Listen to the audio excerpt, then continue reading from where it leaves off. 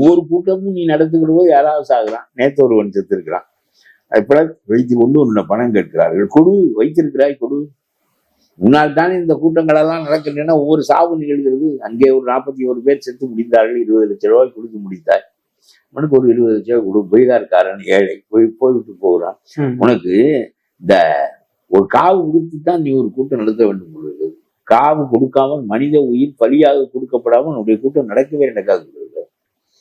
ஒரு பொருளும் இல்லை. ட்ரம்ப் ஸ்டாலின் சொல்லுகிறார், முதல் தர பொருளாதாரமாக தமிழ்நாடு வளர்ந்திருப்பதற்கு என்னுடைய ஆட்சி காரணம் என்று சொல்கிறார். உன்னுடைய ஆட்சி என்ன காரணம்?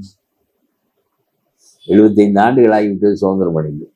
இந்த நாட்டை பெரியவாரியான பேர் பெருவாரியான திட்டங்களின் மூலம் முன்னுக்கு கொண்டு வந்து வைத்திருந்தாங்க. நீ என்ன செய்தாய்? 40 அடிக்கு ரோடு போடுவது என்றால் 30 அடிக்கு போட்டுவிட்டு 100 கிலோமீட்டர் தூரத்துக்குள்ள பணத்தை சாப்பிட்டாய்.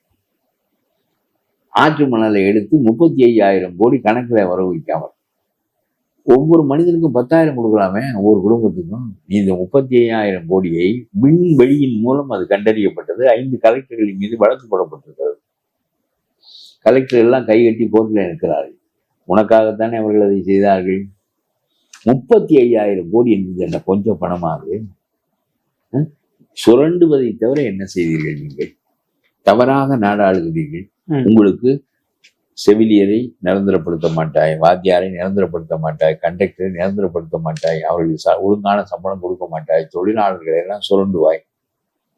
பிறகு 1000 ரூபாய் கொடுக்கிறேன், 5000 ரூபாய் கொடுக்கிறேன். கோடை காலம் இப்பொழுது மட்டும்தான் வருகிறது. இதற்கு முன்பு கோடை காலம் வந்ததில்லை, அப்பொழுதெல்லாம் கொடுக்கவில்லை. நீ என்ன இப்ப 1000 கொடுப்பதை சேர்த்து 5000 கொடுக்குறாய். இது ஒரு பெரிய ஒரு அதிசயம் ஒன்றை தான் நிகழ்த்தி விட்டது போல நீ கருதுவதற்கு என்ன இருக்கிறது? இதை அதிசயம் என்று கருதுகிற காரணத்தினால் விஜய் சொல்லுகிறார், நான் அரசியலுக்கு வந்த காரணத்தினாலே தான் பயந்து ஸ்டாலின் 5000 உங்களுக்கு கொடுக்கிறார். நீங்கள் அந்த பணத்தை வைத்து அனுபவியுங்கள். விஜய் அரசியலுக்கு வந்ததால் கிடைத்தது என்று நினைத்து அனுபவியுங்கள் என்று சொல்லுகிறார்.